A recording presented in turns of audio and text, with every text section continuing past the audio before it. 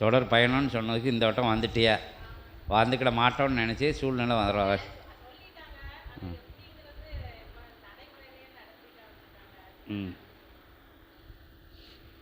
அகத்திய பெருமானுக்கு நன்றி சொல்லுதியா? ஓம் அகதி. சரி சரி, அதை அகத்திய பெருமான்கிட்ட சமர்ப்பணம் பண்ணிடுவோம். ஓம் அகதி சாய நமக.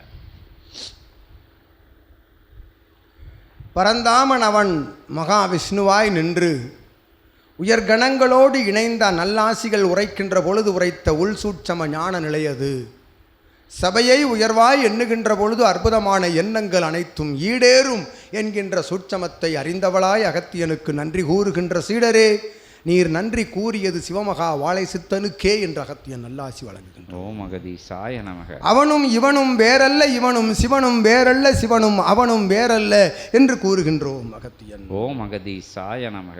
அவையாவும் அற்புதமாய் ஒரு நிலைக்குள் ஒரு குடைக்குள் ஒரு நூலுக்குள் அமர்ந்திருந்து ஆசி கூறுகின்ற பொழுது இவன் உரைத்தானா அவன் உரைத்தானா, அவனுக்கு நன்றியா இவனுக்கு நன்றியா என்ற பேதமைகள் இல்லாது அற்புதமாய் சிவசபைக்கு நன்றி என்று உரைக்கின்ற பொழுது நீர் ஒட்டுமொத்தமாக பிரபஞ்சத்திற்கு உரைத்த நன்றி என்று அகத்தியன் கூறுகின்றோம். ஓம் அகதி சாய நமக. அற்புத பேராற்றலாய் வழங்கிய ஆசி நிலைகள் வாக்கு நிலைகள் யாவும் நிறைவேறுகின்ற அற்புதமான ஆற்றல் எங்கிருக்கின்றது, எங்கிருந்து அது புறப்படுகின்றது, எங்கிருந்து அது செயல்படுகின்றது, எங்கிருந்து அது வெற்றி அடைகின்றது.